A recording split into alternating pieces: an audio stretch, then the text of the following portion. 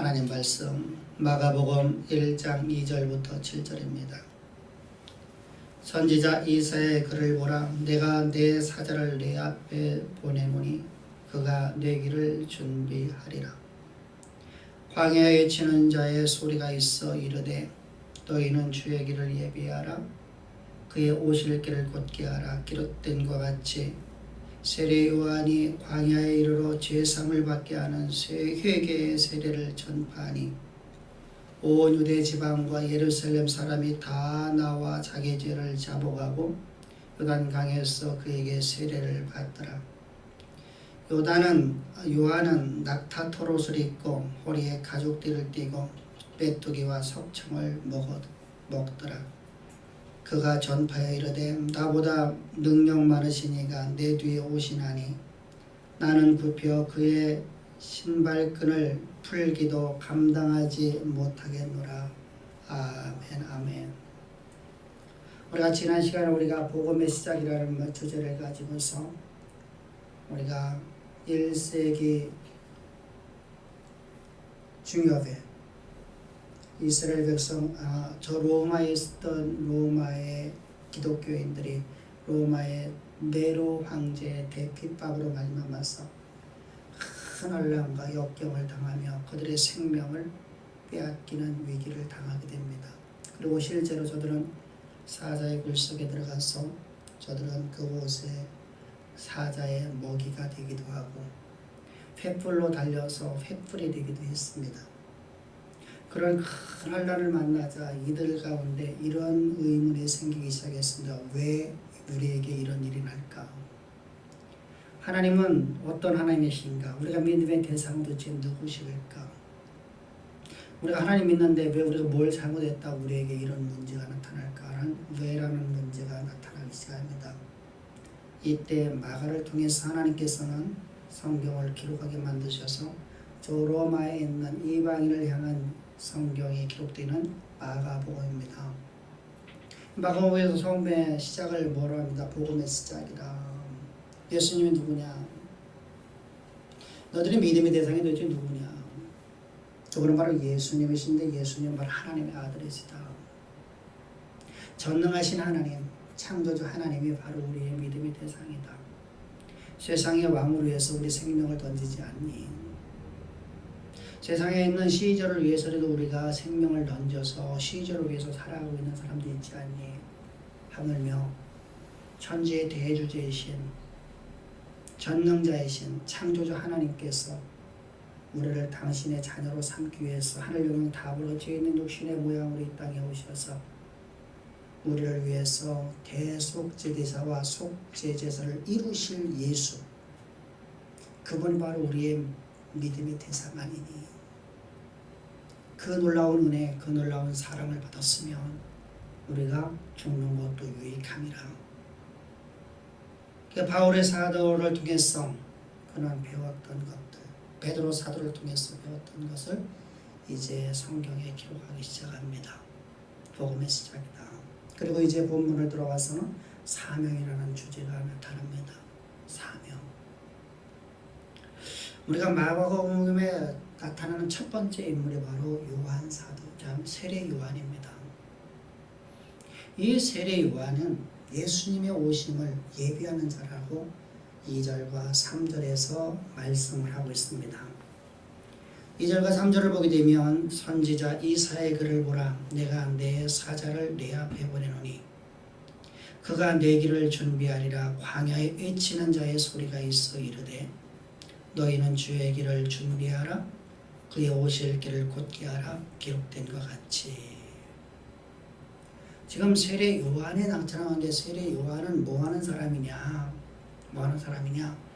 바로 주의 오실 길을 예비하는 자로서 거기 내 사자 앞에 너를 보냈다는 것입니다.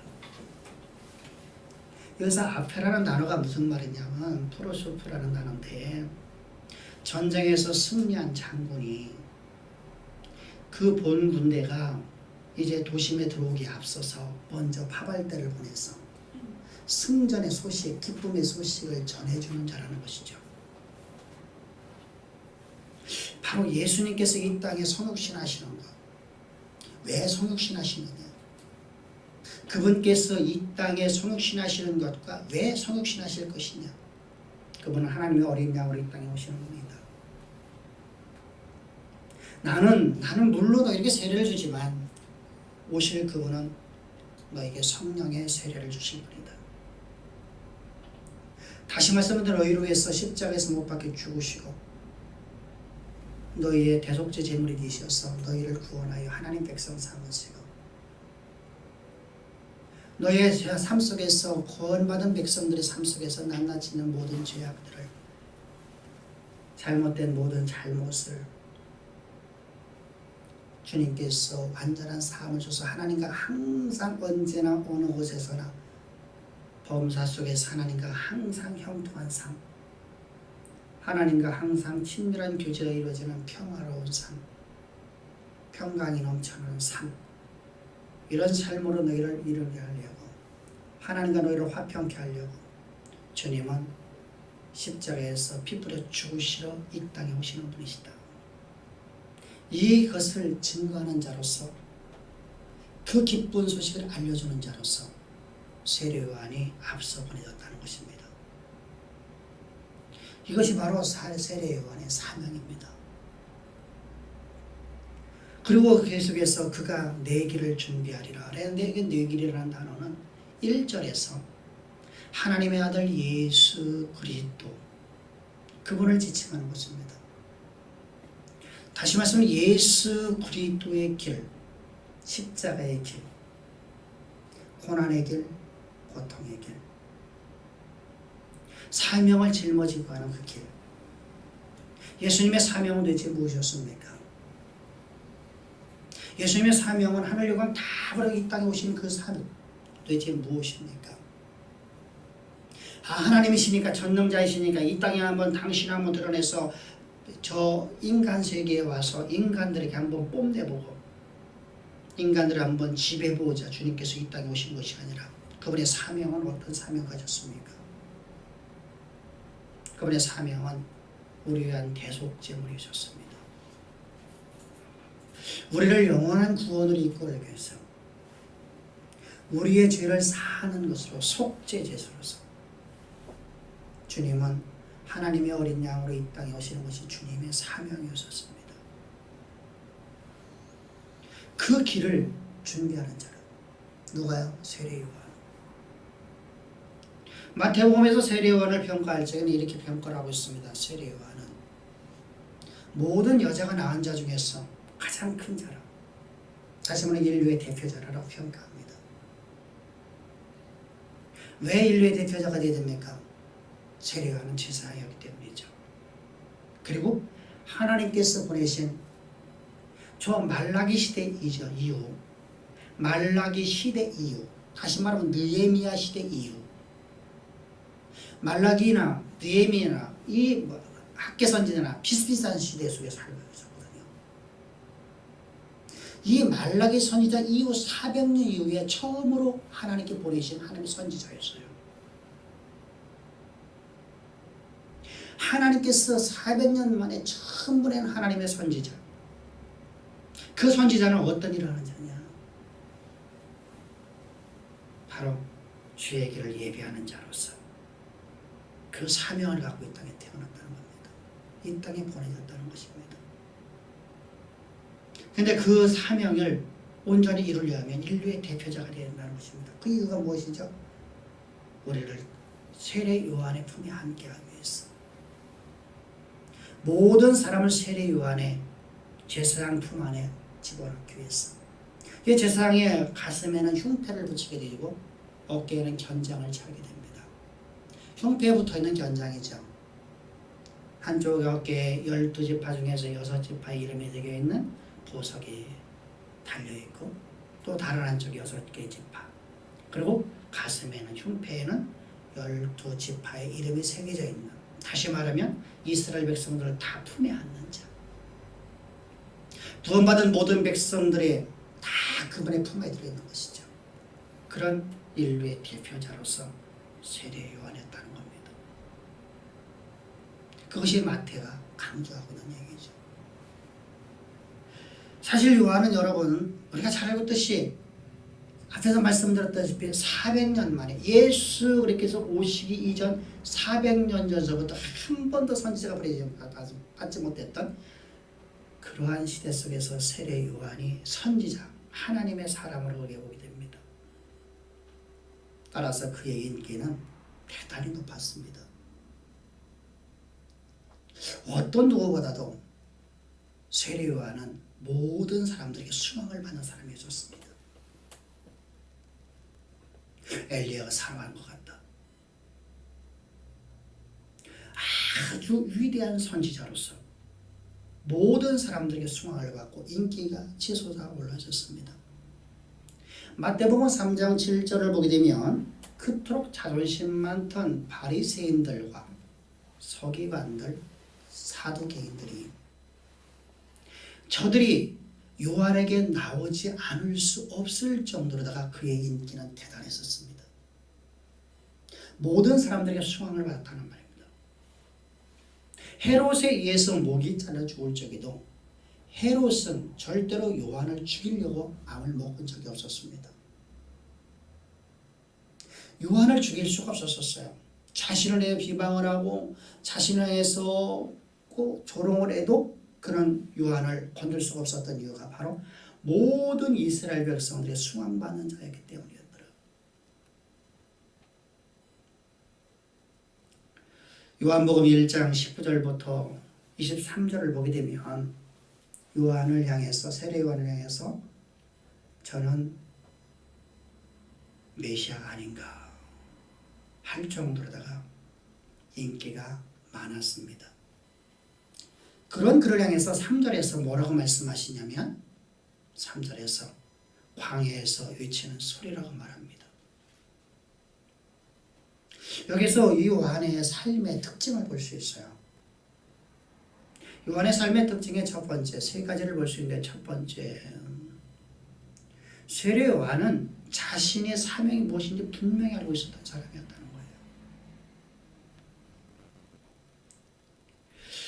여러분, 세상에서 가장 행복한 사람이 누굴까? 많은 것을 소유했고 금은보화를 두르고 산다라고 우리는 행복할까? 여러분, 그것을 우리가 두르고 살고 많은 것을 소유했어도 행복하지 못하는 사람들을 이야기를 들어봅니다. 사명을 알지 못하면 그 사람은 행복해질 수가 없어요. 그 사람은 불행해집니다. 그저 생물학적으로다가 생명을 유지하는, 그냥 연장하는 것 뺏게 되지는 아무런 의미가 없는 삶을 살아가는 거예요. 사명을 알지 못하는 사람의 삶이 그렇습니다. 그래서 자신이 가야 될 길, 자신이 살아야 될 이유, 자신이 해야 될 일을 분명히 하는 사람, 그것이 바로 하나님의 말씀에 사로잡힌 사람, 하나님으로부터 사명을 받은 사람, 소명의식이 분명히 있는 사람만이 이 땅에서 우리는 가장 행복한 삶을 산다는 겁니다. 바울의 모습을 바라보십시오. 베드로의 모습을 바라보십시오.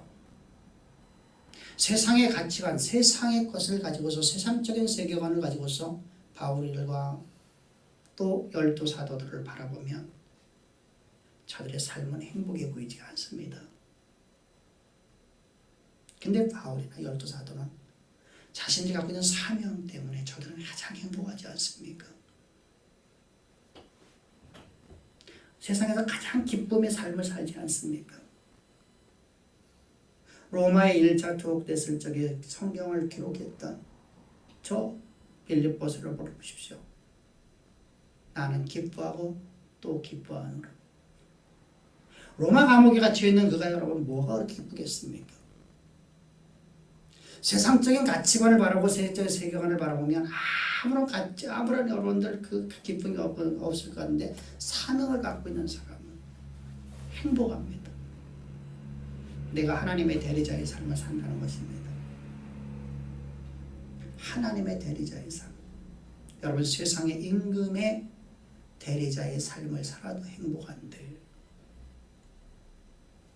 하물며 천지 대주제이신 창조주 하나님의 전능자이신 하나님의 대리자의 삶을 산다는 건 얼마나 행복하겠습니까? 세상에 내게 아무것도 없을지라도 무화과 나무에 무화과 없고 외양간에 소가 없을지라도 나는 행복하고 행복합니다는 고백했던 하박국 선지자의 고백처럼 바울은 진정으로 행복했고 바울은 진정으로 기쁨이 넘쳐났습니다. 바로 사명을 가진 사람, 그 사람이 가장 행복합니다. 그러므로 우리는 나의 사명은 대체 무엇일까를 분명히 인식하고 있어야 됩니다. 나의 사명은 무엇일까? 나의 사명은 도대체 무엇일까? 이때 우리가 들먹이는 것이 내 나이가 몇 살인데요, 이런 말들을 많이 해요. 그런 성경은 여러분 사명을 갖고 있는 사람에게서는 성경은 뭐라고 해요? 젊은이라고 해요. 젊은이. 나이가 80이 넘었어도 90이 넘었어도 사명을 갖고 있는 사람을 향해서는 성경은 젊은이라고 평가를 합니다. 말씀하십니다. 사명이 있는 사람은 젊은이에요. 사명이 없는 사람은 젊은이가 될 수가 없습니다. 기쁨이 있을 수가 없고 행복이 있을 수가 없고 그저 하루하루 생명을 연장시키는 유지시키는 것 외에는 아무런 의미 없는 삶을 살아가게 됩니다. 그래서 생물학적인 삶,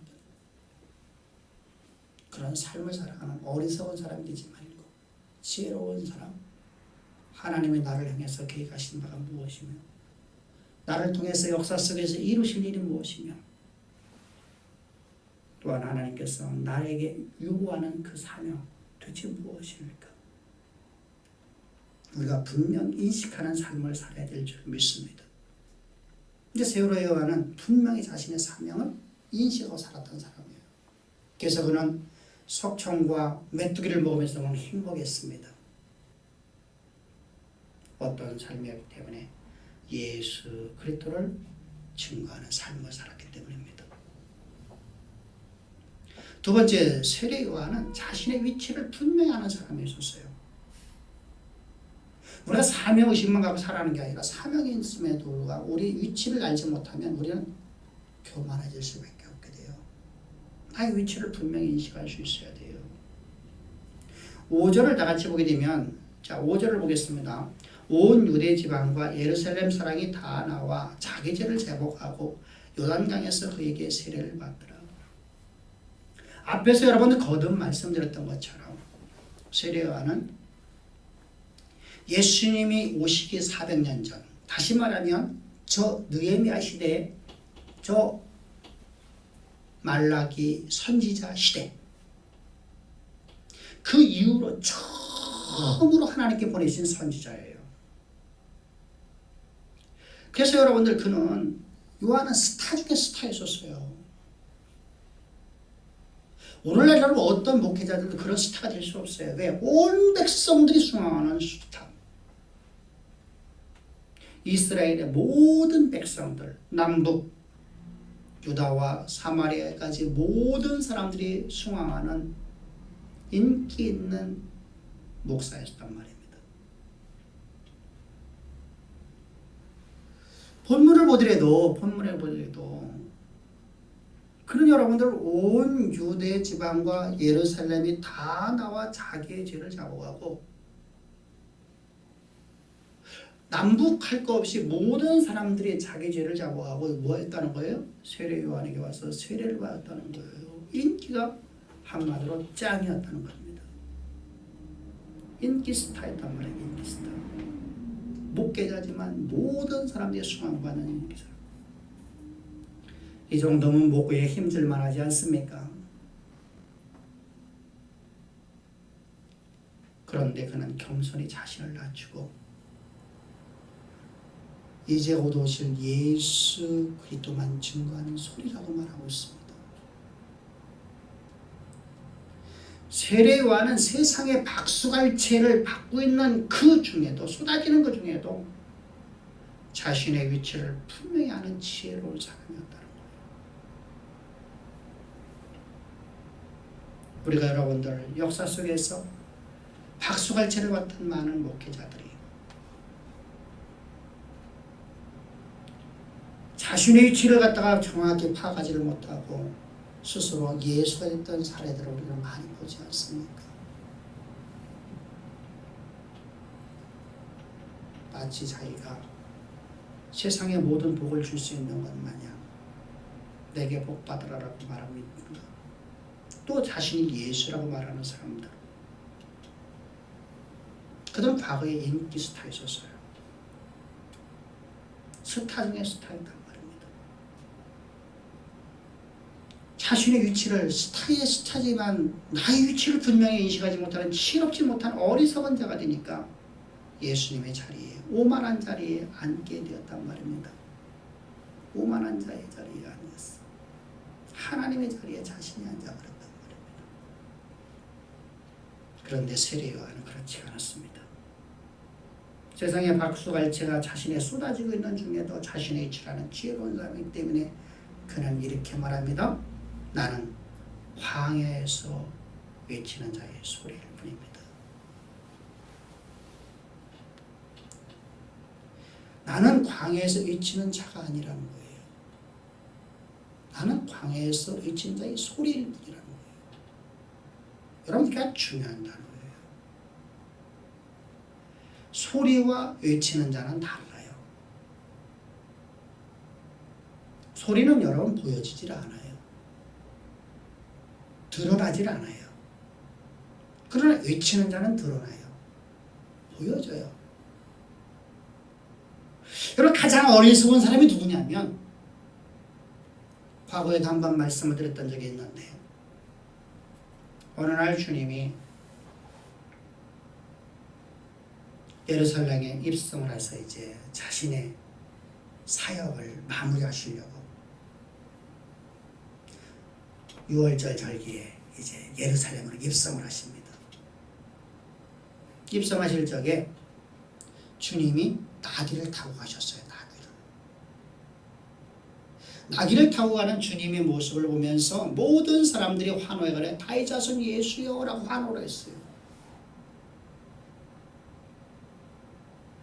예수님이 여러분 나귀를 타고 이제 예루살렘에 입성했습니다. 그리고 나귀에서 내렸습니다. 근데 그 밤에, 그 낮에 밤에도 계속 나귀가 골목골목 다니면서 그 환호했던 것을 자신에게 환호했던 것처럼 잘못 착각을 하고 환호를 받으려고 다니고 있는 어리석은 나귀.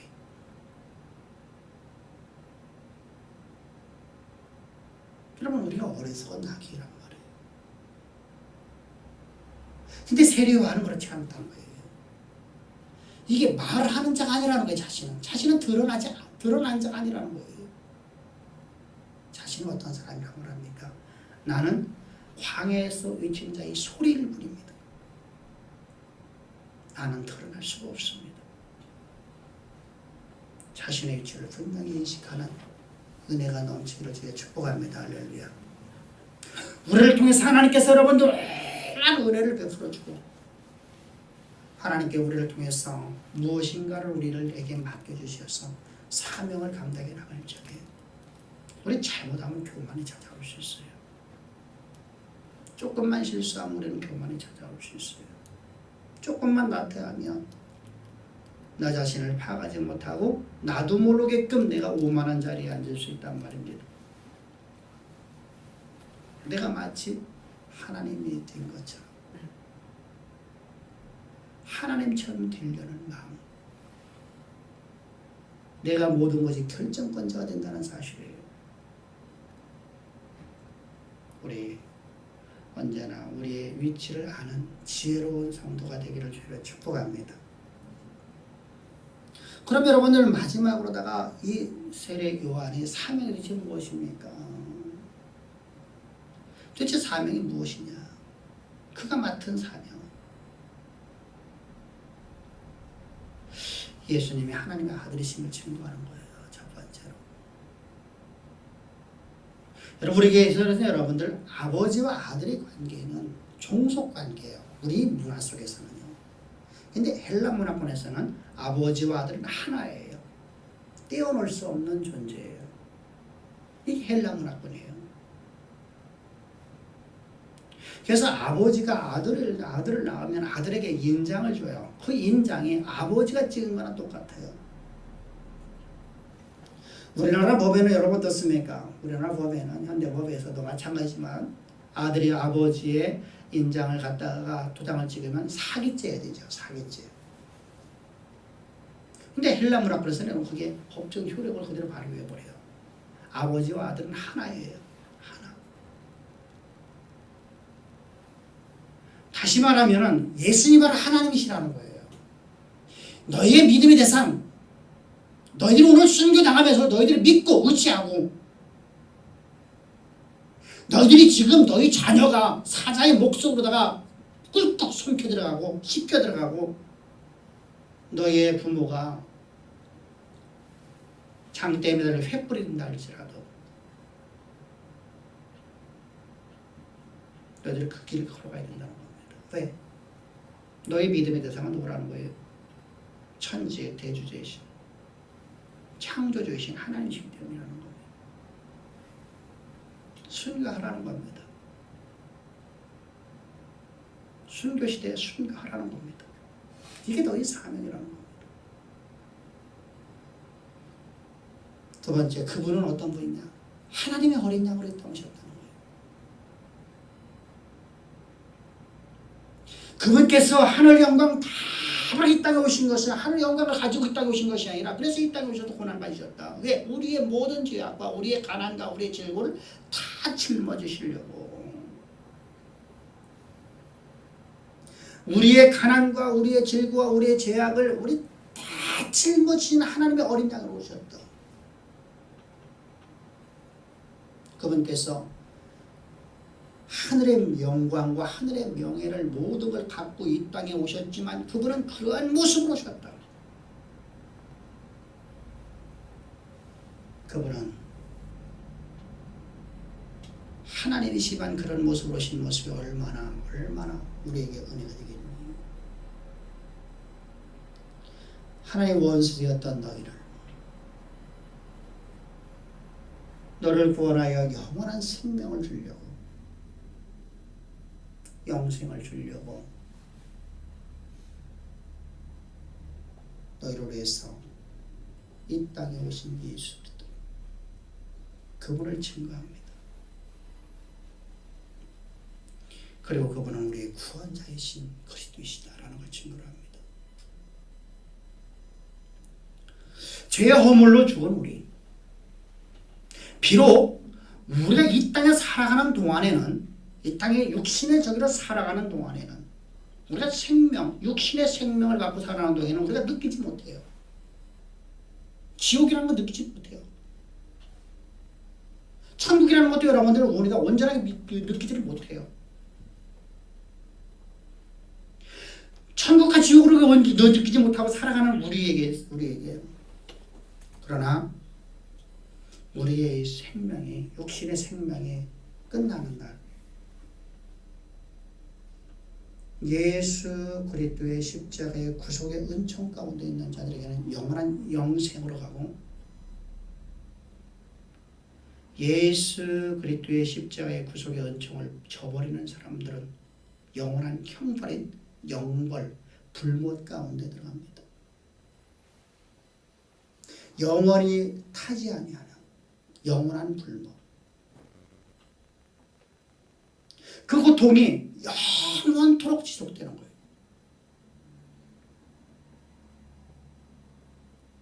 그렇게 영원한 구원, 영원한 영벌을 받는 우리를 하나님께서 우리를 사랑하사 이 땅에 죄 있는 육신의 모양 하나님의 어린 양으로 이 땅에 오셔서 우리 죄를 우리에게 돌리지 아니하시고 당신의 육체 가운데 정하셔서 십자가에서 못 박혀 죽으셨단 말입니다. 저주의 나무, 그분 창조주이신데 그분께 왜 저주의 나무에 달리십니까? 그분은 절대로 저주의 나무에 다실 분이 아니거든요. 근데 우리의 죄를 당신의 육체 가운데 정하셨기 때문에 그분은 저주를 받으셨어요. 저주의 나무에 달렸어요. 저주의 나무에 달리셨기 때문에 하루를 넘길 수가 없어요. 저주에 달린 자는 반드시 그날 장사내버려요. 왜? 온 땅이 더러워지느니라.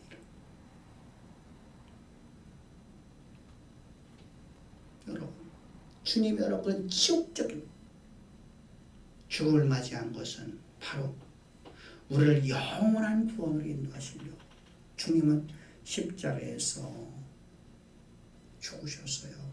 이때 죽으실 적에 세례 요한이, 아까 말씀드렸으면 앞에서 말씀드린 세례 요한은 인류의 대표잖아. 인류를 다 당시 그 세례 요한의 품에 안겨 있다. 세례 요한이 예수님 머리 안수할 적에 안수자가 피 안수자 안에 들어가는, 따라서 우리 모두가 다 예수님 육체 가운데 들어간 자가 되었습니다. 예수님이 십자가에 못 박혀 죽으실 적에 나도 함께 옛사람 영원한 영벌 가운데 빠져있던 나, 영벌에 앞으로 들어갈 것이 아니라 영벌 가운데 이미 빠져있었던 나라는 존재예요. 죄와 허물로 죽었었던 나라는 것이죠. 영원한 영벌, 영원한 불목 가운데 빠져있는 나를 그리스도와 함께 십자가에서 못 박혀 죽이셔서 옥에 들어가게 하셨어요. 왜? 그것은 반드시 어디로 가야 돼요? 옥에 들어가야 되기 때문이죠. 주님께서 부활하실 적에 우리는 새로운 피조물로 거듭난 존재가 되었습니다. 새로운 생명을 얻었단 말입니다. 하나님의 아들로 출생했단 말입니다. 과거의 죄의 종, 노예, 과거의 죄의 종료, 사단의 종이었었던 나라는 존재를 완전히 제거시켜버리고 그것을 온전하게 저 옥에 집어넣어버리고 하나님의 아들로 나를 다시 거듭나게 하셨어요. 출생시켰어요. 그래서 하나님으로 난 자가 되었어요. 이렇게 하나님의 난 자 된, 하나님 안에서 난 자 된 나는 오늘 우리 삶 속에서 범죄하지 않는 것이 아니라 오늘도 우리는 실수하고 잘못하는 율법을 어기는 우리의 모습을 수도 없이 많이 바라봅니다. 이런 내가 다시 죄의식에 사로잡혀서 죄악 가운데 다시 들어갈까? 주님은 우리의 속죄 제사가 되셨어요. 십자가에서 흘리신 보혈로 우리의 낱낱이는 모든 죄들을 사해 주셨습니다. 그러므로 너희가 죄 없다는 자는 하나님을 거짓말하는 자로 만드는 것이고 너희가 하나님 앞에 죄를 고백하면 그는 의로우고 미쁘사 너희 모든 죄를 사하실 것이요. 할렐루야. 여러분, 우리는 예수 그리스도의 십자가의 그 원청을 통해서 우리가 거듭난 생명을 가진 하나님과 영원토록 우리가 화목한 존재가 되었단 말입니다. 얼마나 여러분들이 복된 길입니까?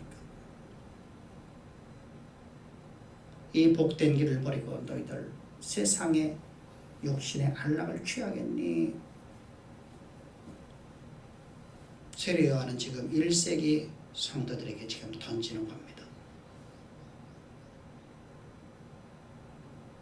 내 사명은 나는 그것 때문에 나는 왔고 나는 그것이 마침 나는 죽는다.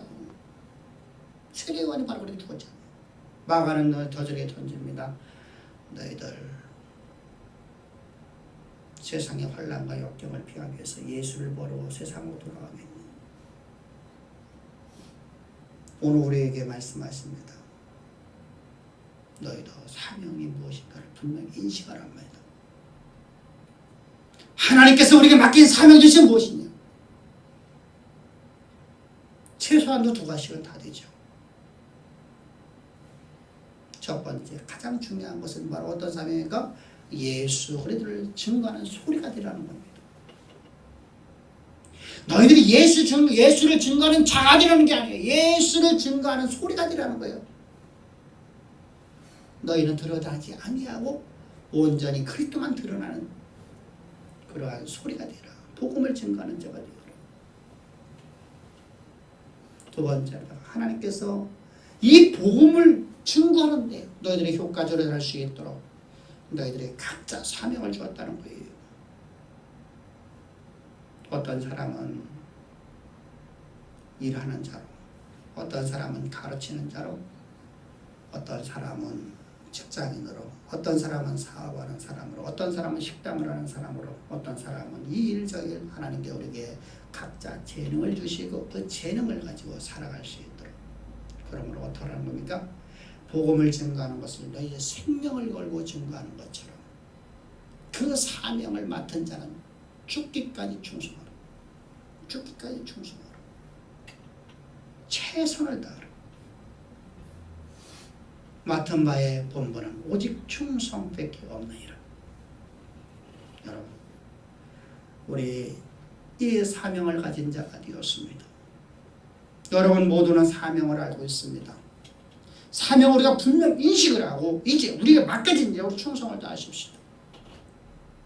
저 세례 요한이 예수 그리스도를 증거하는 소리로서 그는 자신의 생을 온전하게 충성 다하여 순종하고 그가 목이 잘려서 순교당했던 것처럼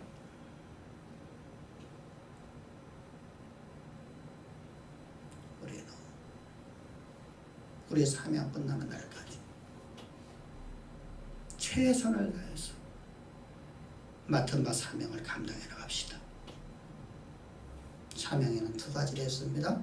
첫 번째는 복음을 증거하는 소리로서의 사명. 그 복음을 효과적으로 전할 수 있도록 우리로 하여금 세계 만방 땅끝까지 복음을 증거할 수 있도록 우리 각자에게 직업을 주시는 것입니다. 그 직업이 가르치는 자다. 또는 일하는 자는 사업을 하는 사람이나 그런 모든 일을 함에 있어서 최선을 다해서 충성 다하는 맡은 바의 본분에 충성을 다하라 라는 사명의식이 오늘 예배드리는 사랑하는 우리의 주양 성도들, 특별히 이제 새로운 새 시대를 맞이하는 우리의 주양의 성도들이 심령 속에 영원토록 살아있기를 주님 축복합니다. 기도드리겠습니다. 좋으신 아버지 감사합니다. 찬양합니다. 우리를 이처럼 사랑하사 오늘도 주의 진리의 말씀 우리 가운데 주시니 참 감사를 드립니다. 아버지, 주님이 주시는 생명의 말씀이 너무나 귀하여 아버지 저희들은 온전한 사명의식을 가지고 세례 요한처럼 저 바울처럼 베드로처럼 맡은 바에 충성을 다하며 저를 가겠나이다. 고백하며 나아가는 당신의 사랑하는 자녀들에게 재능과 집중력을 7배라도 충만케 해주셔서 아버지 하나님 창의력을 7배라도 충만케 하셔서 아버지 하나님의 맡긴 사명을 더욱더 7배나 더 효과 있게 할 수 있고 하시며 저들의 삶에서 드러나는 모든 사건 하나하나로 범사 속에서 온전하게 그리스도의 십자가의 진리만을 증거하는 소리로서 존재하는 우리 모두가 되게 주께서 은총을 베푸실 줄을 믿사오며 감사하며 예수님의 이름으로 기도합나이다. 아멘 아멘.